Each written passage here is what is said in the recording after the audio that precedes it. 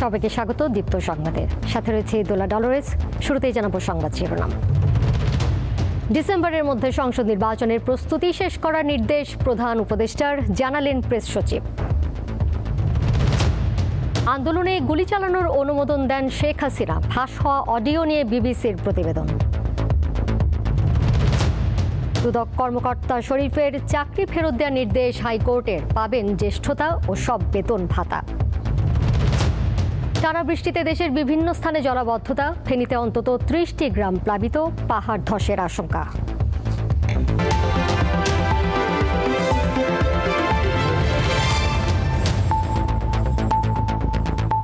ত্রয়োদশ জাতীয় সংসদ নির্বাচন আয়োজনে ডিসেম্বরের মধ্যে সার্বিক প্রস্তুতি শেষ করার নির্দেশ দিয়েছেন প্রধান উপদেষ্টা ডক্টর মোহাম্মদ ইউনূস।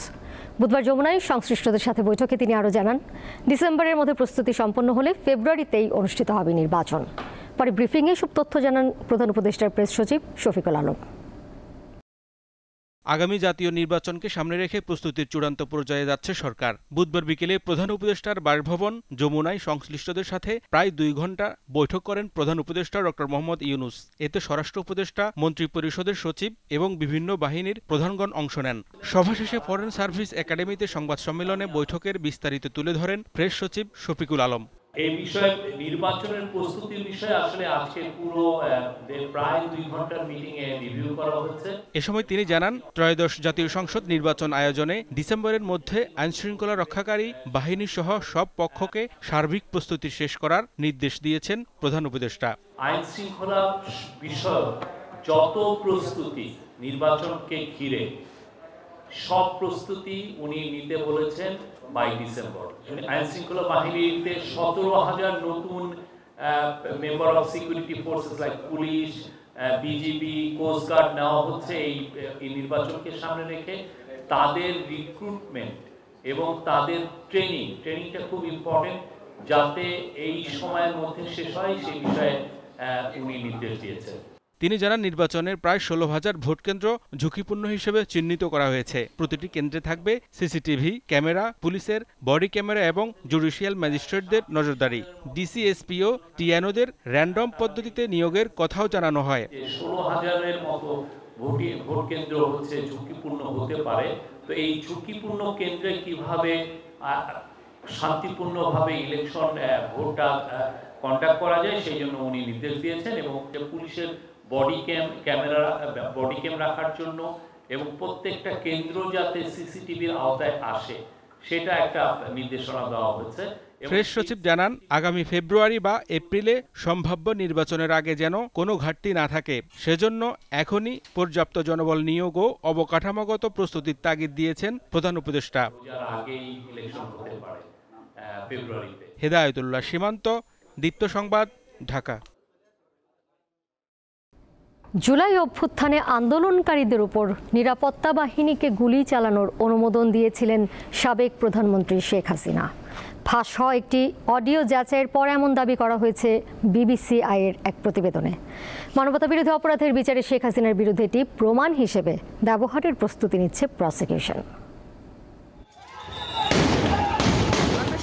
বাংলাদেশের জুলাই আগস্টের গণ অভ্যুত্থান নিয়ে বুধবার একটি প্রতিবেদন প্রকাশ করে ব্রিটিশ গণমাধ্যম বিবিসির ইনভেস্টিগেশন ইউনিট বিবিসিআই। এতে বলা হয়েছে, গত বছরের জুলাইয়ে শিক্ষার্থীদের নেতৃত্বাধীন বিক্ষোভে প্রাণঘাতী শক্তি প্রয়োগের অনুমোদন দিয়েছিলেন সাবেক প্রধানমন্ত্রী শেখ হাসিনা। এর প্রমাণ হিসেবে শেখ হাসিনার ফাঁস হওয়া একটি অডিও রেকর্ডের কথাও বলা হয়েছে।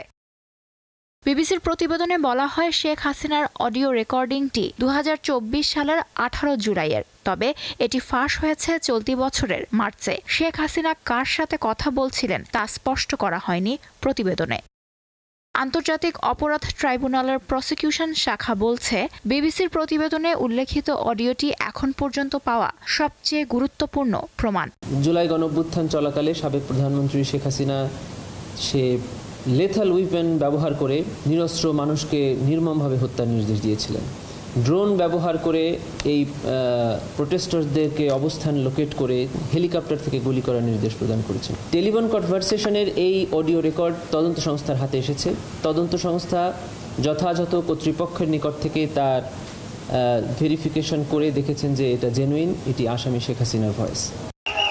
তিনি জানান, অডিও ক্লিপটি মানবতা বিরোধী অপরাধের বিচারে শেখ হাসিনার বিরুদ্ধে মূল প্রমাণ হিসেবে ব্যবহারের প্রস্তুতি নিচ্ছে প্রসিকিউশন। টেলিফোন কনভারসেশনের এই অডিও রেকর্ড আমরা সেটিকে বিচারের জন্য ট্রাইব্যুনালে উপস্থাপন করেছি। চার্জ গঠন যদি ট্রাইব্যুনাল করে থাকেন তাহলে এটিকে আমরা সাক্ষ্য হিসাবে এক্সিবিট করার জন্য ট্রাইব্যুনালের কাছে প্রার্থনা করব at the time of trial. বিবিসির প্রতিবেদনে বলা হয়, ছাত্র জনতার আন্দোলনে আইন শৃঙ্খলা বাহিনী নির্বিচারে গুলি চালায়। শেখ হাসিনার অনুমোদনের পর সামরিক বাহিনীর প্রাণঘাতী অস্ত্র নিরাপত্তা বাহিনীকে সরবরাহ করা হয়। লুৎফা ফৌজিয়া, দীপ্ত, বার্তাকক্ষ। গণহত্যার জন্য শুধু শেখ হাসিনা নয়, দল হিসেবে আওয়ামী লীগেরও বিচার চাইলেন বিএনপি মহাসচিব মির্জা ফখরুল ইসলাম আলমগীর। বুধবার রাজধানীর দুটি হাসপাতালে চিকিৎসাধীন বিএনপির দুই নেতা ও সঙ্গীত শিল্পী ফরিদা পারভিনের শারীরিক অবস্থার খোঁজ নিতে গিয়ে তিনি কথা বলেন। বাংলাদেশের লোকসঙ্গীতের উজ্জ্বল নক্ষত্র কিংবদন্তি শিল্পী ফরিদা পারভিন অসুস্থ হয়ে গত কয়েকদিন ধরে হাসপাতালে চিকিৎসাধীন। তিনি শারীরিক অবস্থা ঝুঁকিপূর্ণ হওয়ায় তাকে এখনও রাখা হয়েছে নিবিড় পরিচর্যায়। দীর্ঘদিন ধরেই কিডনি ও ডায়াবেটিস সমস্যায় ভুগছেন এ লালন কন্যা। বুধবার তাকে দেখতে হাসপাতালে যান বিএনপি মহাসচিব। খোঁজ নেন ফরিদা পারভিনের শারীরিক অবস্থার। অসুস্থ হয়ে তিনি এখানে এসেছেন, অত্যন্ত ক্রিটিক্যাল কন্ডিশন। তার কিডনির সমস্যা আছে, মূলত প্রধানত রেনাল প্রবলেম। একই দিন সকালে রাজধানীর নিউরোসায়েন্স হাসপাতালে যান মির্জা ফখরুল। সেখানে চিকিৎসাধীন আছেন দলটির চেয়ারপারসনের উপদেষ্টা ডক্টর আব্দুল কুদ্দুস ও ডক্টর সিরাজ উদ্দিন। তাদের শারীরিক অবস্থার খোঁজ খবর নেওয়ার পর সাংবাদিকদের সাথে কথা বলেন বিএনপি মহাসচিব। এ সময় এক প্রশ্নের জবাবে আওয়ামী লীগের বিচার দাবি করেন মির্জা ফখরুল। তিনি এককভাবে আমি মনে করি responsible for the killing of thousands of people এবং যেন টর্চার নিপীড়নের জন্য তিনি দায়ী। তার বিচার ইতিমধ্যে শুরু হয়েছে। আমরা আশাবাদী তিনি এবং তার সঙ্গে যারা এই হত্যাকাণ্ডের সঙ্গে, গণহত্যার সঙ্গে এবং এই ফ্যাসিস্ট আক্রমণের সঙ্গে জড়িত তাদের প্রত্যেকেরই বিচার হবে। সেই হিসাবে দল যদি আইনের আওতায় নিয়ে এসে দলও যদি এমন দেখা যায় যে দলগত হিসাবে, তাহলে অবশ্যই তাদের বিচার হওয়া উচিত বলে আমি মনে করি। নির্বাচন প্রসঙ্গে বিএনপি মহাসচিব বলেন, দেশের জনগণ ভোট চাই। এজন্য যারাই নির্বাচন পেছানোর কথা বলছেন তাদের আবারও ভেবে দেখার আহ্বান জানান তিনি। যারা মনে করেন যে নির্বাচন প্রয়োজন নেই, আমার মনে হয় তারা আবার চিন্তা করবেন। সঞ্জিদা প্লাবনী, দীপ্ত সংবাদ, ঢাকা। ভারতীয় সীমান্তরক্ষী বাহিনী একটি মানবতা বিরোধী খুনি বাহিনীতে পরিণত হয়েছে বলে মন্তব্য করেছেন জাতীয় নাগরিক পার্টির আহ্বায়ক নাহিদ ইসলাম। বুধবার সন্ধ্যায় ঝিনাইদহ শহরের পায়রা চত্বরের সমাবেশে তিনি এই মন্তব্য করেন। নাহিদ ইসলাম বলেন, ভারতীয় সীমান্তরক্ষী বাহিনী গত 25 বছরে 1200-ও বেশি বাংলাদেশিকে হত্যা করেছে। এ সময় দলটির দক্ষিণাঞ্চলের মুখ্য সংগঠক হাসনাত আবদুল্লাহ অভিযোগ করেন, দিল্লি ও লন্ডনে বসে বাংলাদেশ নিয়ে ষড়যন্ত্র করা হচ্ছে। তিনি বলেন, শেখ হাসিনা খুনি, যারা হাসিনাকে আশ্রয় দিয়েছে তারা সেফ হাউস অফ টেররিস্ট।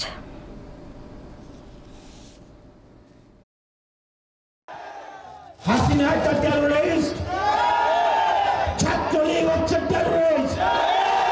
সুতরাং তাদেরকে যারা আশ্রয় দিবে তারা হচ্ছে safe house of the terrorist. এই বিএসএফ কে বলা হয় ট্রিগার হ্যাপি, যে সে ট্রিগার টিপতে চায়, সে খুন করতে চায়, খুন করাই তার নেশা। ফলে যদি সীমান্ত হত্যা না নামানো হয়, এই বিএসএফ বাহিনীর বিরুদ্ধে আমাদেরকে দাঁড়াতে হবে। এই বিএসএফ বাহিনী একটি মানবাধিকার বিরোধী সংগঠন।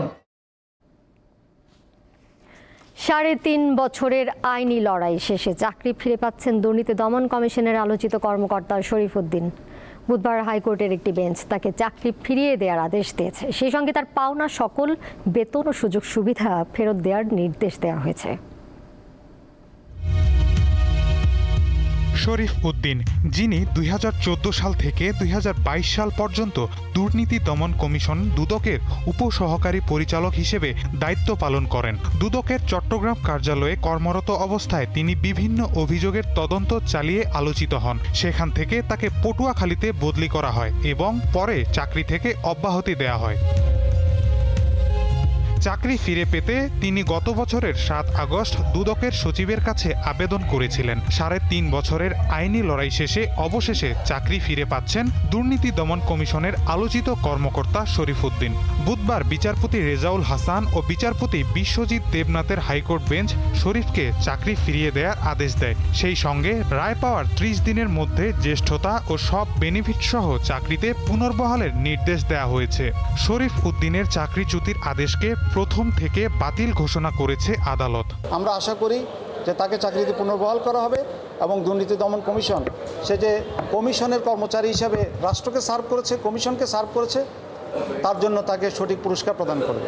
বুধবার চাকরি ফেরতের আদেশ পাওয়ার পর শরীফ উদ্দিন জানান তিনি ন্যায় বিচার পেয়েছেন, সবকিছু ভুলে দেশের জন্য কাজ করতে চান। আমি অবশ্যই ন্যায় বিচার পেয়েছি, সব দুঃখ কষ্ট মুছে গেছে।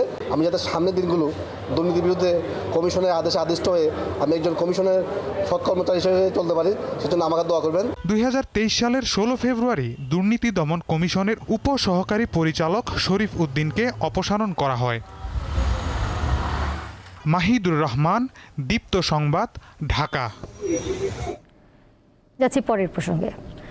বর্ষার বৃষ্টি চোখ রাঙাচ্ছে বন্যার, বিশেষ করে ফেনীর অবস্থা সবচেয়ে খারাপ। এরই মধ্যে জেলার 3টি নদীর বেড়িবাঁধ, 11টি স্থান ভেঙে অন্তত 30টি গ্রাম প্লাবিত হয়েছে। জলাবদ্ধতা দেখা দিয়েছে নোয়াখালী, বরগুনা, পটুয়াখালী ও ঝালকাঠি সহ বেশ কয়েকটি জেলায়। বন্যা আবহাওয়ার কারণে কুমিল্লা বোর্ডের আগামীকালের এইচএসসি পরীক্ষা স্থগিত করা হয়েছে। আকাশে মেঘের সঞ্চালন, কিন্তু বর্ষার এই বৃষ্টি উপভোগের সময় কোথায়? ফেনীর অন্তত 30টি গ্রামের মানুষ ব্যস্ত তাদের ঘরবাড়ি সামলাতে। চলছে বন্যার পানি থেকে জিনিসপত্র রক্ষার তোড়জোড়। মৌসুমের ভারী বৃষ্টি ও উজানের ঢলে মুহুরী, কহুয়া ও সিলোনিয়া নদীর বন্যা নিয়ন্ত্রণ বাঁধের বেশ কয়েকটি স্থান ভেঙে গেছে। এতে ফুলগাজী ও পরশুরাম উপজেলার লোকালয়ে পানি প্রবেশ করছে হু হু করে। চরম অনিশ্চয়তায় এসব গ্রামের মানুষ। পানির টেনশনে ঘুমাতে পারি নাই, হাড়ের উপরে যা যা জিনিস আছিল এগুলো খাড়ের উপরে রাখছিলাম, এখন খাড়ের উপর আমরা নিরাপদ না।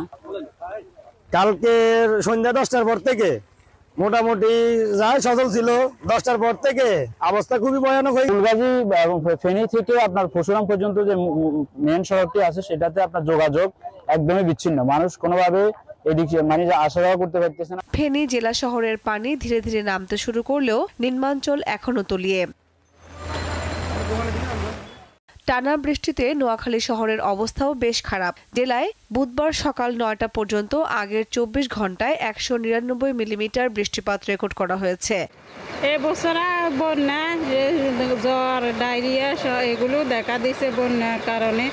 মানে আমরা ঘর থেকে বাড়িতে পারতে আসি না বন্যার কারণে, পানির কারণে। এখন আবার এই বছরকার বন্যায় আমরা খুব ক্ষতিগ্রস্ত, আমাদের ঘরের ভিতর পানি উঠে গেছে। পটুয়াখালী পৌর শহরের নতুন বাজার, পুরান বাজার, সবুজবাগ ও তিতাস মোড় সহ বিভিন্ন নিচু স্থানে জলাবদ্ধতা দেখা দিয়েছে। পানিতে তলিয়ে গেছে জেলা সদর সহ অনেক স্থানের সড়ক, ভেসে গেছে অসংখ্য মাছের ঘের ও পুকুর। বরগুনায় গত 24 ঘন্টায় 165 মিলিমিটার বৃষ্টিপাত রেকর্ড করেছে আবহাওয়া অফিস। এই জেলাতেও পানিতে তলিয়ে আছে নিম্নাঞ্চল। একই পরিস্থিতি ঝালকাঠির। বৃষ্টির পানি নিষ্কাশনের ব্যবস্থা না থাকায় জলাবদ্ধতায় চরম ভোগান্তিতে রয়েছেন ঝালকাঠির নলছিটি পৌর শহরের বাসিন্দারা। টানা বর্ষণ আর উজানের ঢলে কুমিল্লার গোমতী নদীতে পানি বাড়ছে। যে কোনো সময় নদীর পানি বিপদসীমা অতিক্রম করতে পারে বলে আশঙ্কা করা হচ্ছে। চট্টগ্রামে মঙ্গলবার রাত থেকে থেমে থেমে চলা বৃষ্টিপাতের কারণে নিচু এলাকায় জলজট দেখা দিয়েছে। দেয়া হয়েছে পাহাড় ধসের সতর্কবার্তা। এছাড়া টানা বৃষ্টিতে বাড়ছে নওগাঁর বিভিন্ন নদীর পানি। কামরুন নাহার, দীপ্ত, বার্তা কক্ষ। মৌসুমী বায়ুর প্রভাবে ঢাকাতেও চলছে থেমে থেমে বৃষ্টি। এতে কোথাও কোথাও জলাবদ্ধতা দেখা দিয়েছে, সেই সঙ্গে বেড়েছে নাগরিক দুর্ভোগ। আবহাওয়া অফিস জানিয়েছে আগামীকাল থেকে বৃষ্টিপাত কিছুটা কমে আসতে পারে।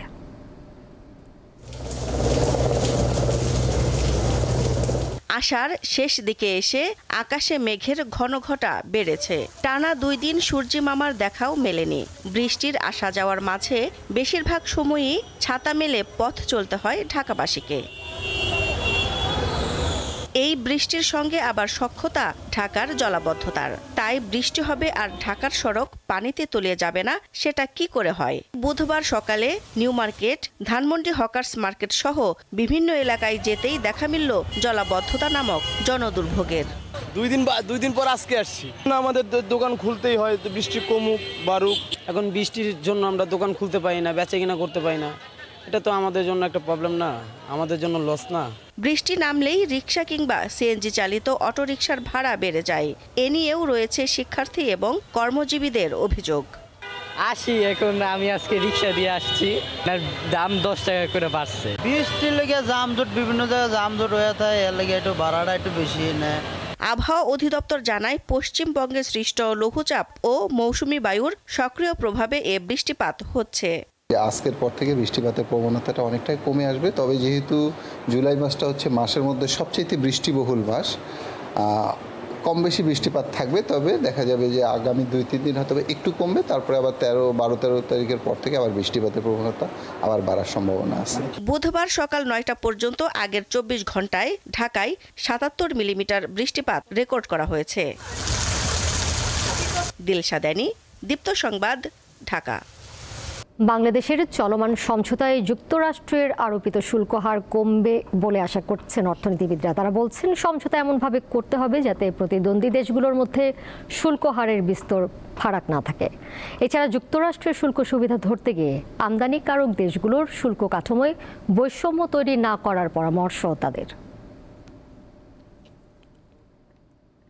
বাংলাদেশি পণ্যের উপর 35% শুল্ক আরোপ করার কথা জানিয়ে প্রধান উপদেষ্টাকে চিঠি দিয়েছেন যুক্তরাষ্ট্রের প্রেসিডেন্ট, যা কার্যকর হওয়ার কথা আগামী 1 আগস্ট থেকে। অর্থনীতিবিদরা বলছেন, নতুন শুল্ক কার্যকর হলে বাংলাদেশি পণ্যের উপর বিদ্যমান 15%-এর সাথে বাড়তি 35% যোগ হবে। ফলে প্রায় 50% শুল্ক কাঠামোয় পণ্য রপ্তানি প্রতিযোগিতার সক্ষমতা হারাবে বাংলাদেশ। আমাদের যারা প্রতিদ্বন্দ্বী দেশ আছে তাদের সঙ্গে আমাদের শুল্ক হারের যদি তফাৎটা বড় হয়, তাহলে এটা আমাদের জন্য, বাংলাদেশের জন্য একটা নেতিবাচক প্রভাব ফেলবে আমাদের সক্ষমতার উপরে। তার মানে আমাদের চেষ্টা করছে যে বাংলাদেশের শুল্ক হার যেন ইন্ডিয়া বা ভিয়েতনামের মতো হয়। এখন যে অবস্থা দাঁড়াচ্ছে তাতে ভিয়েতনামকে 20% শুল্ক দেওয়া হয়েছে, বাংলাদেশকে 35% শুল্ক হার আরোপ করা হয়েছে। তার মানে আমাদের একটা ডিসঅ্যাডভান্টেজ আছে। যুক্তরাষ্ট্র থেকে বাংলাদেশ 2500 আইটেমের পণ্য আমদানি করে। অন্যদিকে যুক্তরাষ্ট্রে রপ্তানি হয় প্রায় 4500 পণ্য। যুক্তরাষ্ট্র চায় বিভিন্ন ধরনের শুল্ক অশুল্ক বাধা দূর করে বাংলাদেশের সাথে বাণিজ্য সহজীকরণ করতে। এ অবস্থায় যুক্তরাষ্ট্রের সাথে বাণিজ্যের শুল্ক কাঠামো নিয়ে চলমান আলোচনায় দুই দেশের মধ্যে অর্থপূর্ণ সমঝোতায় পৌঁছানো খুবই গুরুত্বপূর্ণ বলে মনে করেন policy research institute PRI chairman. আমাদের চেষ্টা করা উচিত একটা সমঝোতায় আসা, এবং এটুকু আমি বলতে পারি যে এই যে 35% যেটা এখন একটা চিঠি দিয়েছে ওটা শেষ না, ওটা আরও নেগোসিয়েশন হচ্ছে, আরও কিছু কমবে এই 35%টা, এটা আশা করতে পারি। যুক্তরাষ্ট্রের বাজারে বাংলাদেশ প্রতি বছর $8 বিলিয়ন পণ্য রপ্তানি করে। অন্যদিকে বাংলাদেশ যুক্তরাষ্ট্র থেকে প্রতি বছর প্রায় $2 বিলিয়ন পণ্য আমদানি করে। তবে শুল্ক ছাড় দিতে গিয়ে বাংলাদেশ যাতে অন্য আমদানিকারক দেশগুলোর সাথে বিশাল বৈষম্য তৈরি না করে সেদিকে খেয়াল রাখার পরামর্শ দেন অর্থনীতিবিদরা। শাহরিয়ার ইমন, দীপ্ত সংবাদ, ঢাকা। 18 লাখ ট্যাক্স রিটার্ন দাখিলকারীর 70%ই ট্যাক্স দেন না, এমন তথ্য অবিশ্বাস্য জানিয়ে অর্থ উপদেষ্টা বলেছেন এর দায় অডিট কারসাজি প্রতিবেদনের। আর বাংলাদেশ ব্যাংকের গভর্নর জানিয়েছেন, ব্যাংকগুলো অডিট করে যে ঋণ খেলাপির তথ্য দিচ্ছে তা বাস্তবতা বিবর্জিত। বুধবার রাজধানীর একটি হোটেলে আয়োজিত দেশের আর্থিক খাতের স্বচ্ছতা ও জবাবদিহিতা নিশ্চিতে অডিট প্রতিষ্ঠানগুলোর দায় সংক্রান্ত আলোচনা সভায় তারা এইসব কথা বলেন। এতে দুদক চেয়ারম্যান বলেন, সাবেক সরকারের আমলের দুর্নীতি ও লোপাটের অন্যতম হাতিয়ার ছিল দুর্বল অডিট রিপোর্ট। অর্থ উপদেষ্টা বলেন, অডিটকারীদের জবাবদিহিতার মুখোমুখি করা উচিত।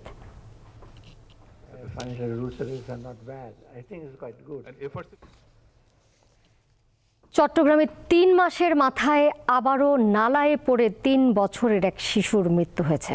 বুধবার বিকেলে হালির শহর নয়াবাজার আনন্দপুর জামে মসজিদের সামনের নালায় পড়ে মরিয়ম নামে ওই শিশুর মৃত্যু হয়। স্থানীয়রা জানান, বাইরে হাঁটতে গিয়ে সড়কের পাশের উন্মুক্ত নালায় পড়ে যায় মরিয়ম। প্রায় 45 মিনিট পর ফায়ার সার্ভিস কর্মীরা শিশুটিকে উদ্ধার করে হাসপাতালে নিলে চিকিৎসক তাকে মৃত ঘোষণা করেন। গত 18 এপ্রিল নগরের চকবাজার কাপাসগোলা এলাকার খালে পড়ে 6 মাস বয়সী এক শিশুর মৃত্যু হয়।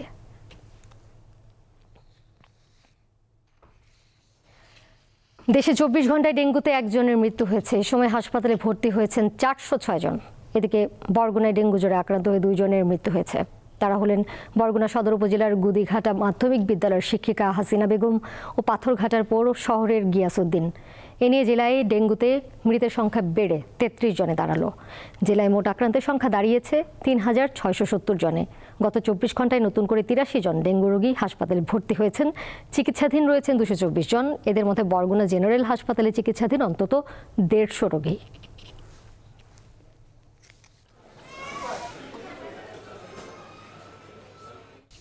আন্তর্জাতিক প্রসঙ্গ।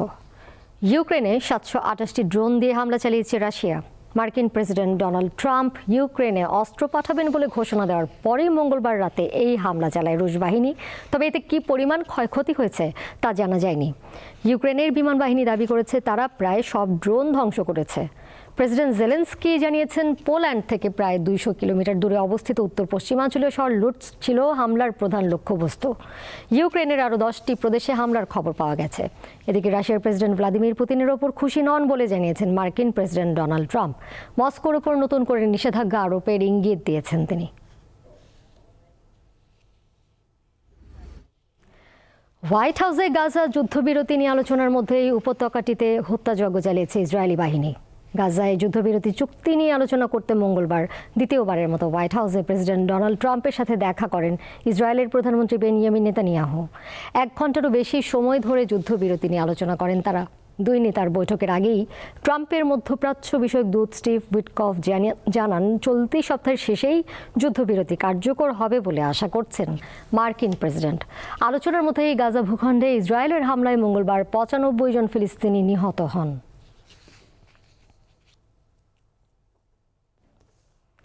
খেলার খবর। সাফ অনূর্ধ্ব 20 নারী চ্যাম্পিয়নশিপ শুরু হচ্ছে শুক্রবার। প্রথম ম্যাচে বাংলাদেশের প্রতিপক্ষ শ্রীলঙ্কা। ডাবল লিগ পদ্ধতির এই খেলায় পয়েন্ট টেবিলের শীর্ষ দল হবে চ্যাম্পিয়ন। দেশের ক্রীড়াঙ্গনে এখন সবচেয়ে বেশি আলোচনায় নারী ফুটবল। ইতিহাস গড়ে প্রথমবার এশিয়ান কাপে খেলার যোগ্যতা অর্জন করে প্রশংসায় ভাসছেন ঋতুপর্ণা আফিদা খন্দকাররা।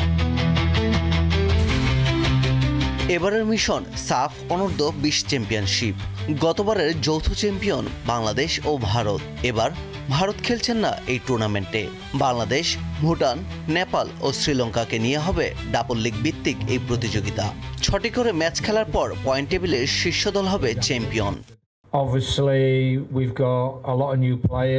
এখন 4 দল রাউন্ড রবিন লিগ পদ্ধতিতে একে অন্যের সঙ্গে দুবার করে খেলবে। একটি দল 6টি করে ম্যাচ পাবে। শীর্ষ পয়েন্টধারী দলের হাতে উঠবে ট্রফি। ভারত না থাকায় বাংলাদেশের চ্যাম্পিয়ন হওয়ার সম্ভাবনা বেড়েছে। মিয়ানমার জয় করে ইতিহাস গড়া দলের সিংহভাগ ফুটবলারই থাকছেন না এই দলে। অধিনায়ক আফিদার সাথে খেলবেন স্বপ্না রানী, মুনকি আক্তার, জয়নব বিবি রীতা, স্বর্ণা রানী মণ্ডল, মিলি আক্তার, উমেল হামারমা, নবীরন বেগম ও মোসাম্মদ সাগরিকা। Under 20 champion Bangladesh. আমরা চাইবো এই ধারাবাহিকতা বজায় রাখার। এখানে আমাদের প্রতিপক্ষ থাকবে নেপাল, ভুটান, শ্রীলঙ্কা। 3টি টিমে স্ট্রং টিম। কোনোভাবে আমরা কাউকে ছোট করে দেখব না। সবাই এখন ভালো খেলে। আমরা চেষ্টা করব ম্যাচ বাই ম্যাচ উইন করার। যেহেতু যাদের পয়েন্ট বেশি থাকবে তারাই জিতবে। আমরা চাইবো আমাদের পয়েন্ট যেন হাইস্ট থাকে, আমরা যেন সেই চেষ্টা করব।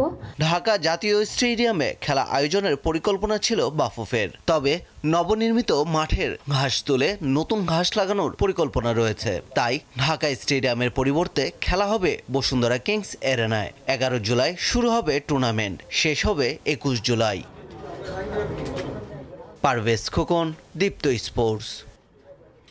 শ্রীলঙ্কার বিপক্ষে ওয়ানডে সিরিজ হারে বাংলাদেশের ব্যর্থতা নিয়ে আক্ষেপ করেছেন জাতীয় দলের সাবেক অধিনায়ক বিসিবি পরিচালক আকরাম খান। ক্রিকেটাররা স্বাভাবিক ক্রিকেট খেলতে পারছেন না বলে মত তার। মিরপুরে সাংবাদিকদের মুখোমুখি হয়ে কথা বলেন তিনি। প্লেয়াররা আপনার অতিরিক্ত প্রেশারে থাকে। আর কিসের জন্য প্রেশারে থাকে এটা আমি জানি না, বাট আপনি যদি বেশি প্রেশারে থাকেন তো আপনি আপনার নর্মাল ক্রিকেট খেলতে পারবেন না। তো আপনি মনে করেন ওদের ব্যাটিং স্টাইল দেখে, ওদের কিছু মিস্টেক দেখে, কিছু অ্যাটিটিউড দেখে, সব কিছু দেখে মনে হচ্ছে যে they are not playing normal cricket. আপনার প্রেশার আছে, ব্যাটিং খারাপ করছে, আপনার দোষ তো সবাইকে নিতে হবে, ইভেন আমাদেরও এটা আমরাও মেনে নিচ্ছি। বাট খারাপ লাগছে যে এইসব স্টেজে এই ধরনের মিস্টেকগুলো নর্মালি অন্য দলগুলো করে না, যেগুলো আমরা করছি। তো এগুলো যত কম করতে পারবে ততই ভালো হবে। শেষ করব দীপ্ত সংবাদ, যাবার আগে শিরোনামগুলো জানিয়ে দিব আরও একবার। ডিসেম্বরের মধ্যে সংসদ নির্বাচনের প্রস্তুতি শেষ করার নির্দেশ প্রধান উপদেষ্টার, জানালেন প্রেস সচিব। আন্দোলনে গুলি চালানোর অনুমোদন দেন শেখ হাসিনা, ফাঁস হওয়া অডিও নিয়ে বিবিসির প্রতিবেদন। দুদক কর্মকর্তা শরীফের চাকরি ফেরত দেওয়ার নির্দেশ হাইকোর্টের, পাবেন জ্যেষ্ঠতা ও সব বেতন ভাতা। টানা বৃষ্টিতে দেশের বিভিন্ন স্থানে জলাবদ্ধতা, ফেনীতে অন্তত 30টি গ্রাম প্লাবিত, পাহাড় ধসের আশঙ্কা। এই ছিল এখনকার মতো, আর এরই সাথে বিদায় নিচ্ছি আমি দোলা ডাবলেস। আরও তথ্য এবং বিনোদনের নানা খবর জানতে যুক্ত থাকুন দীপ্ত ডিজিটাল প্ল্যাটফর্মে। ধন্যবাদ সবাইকে।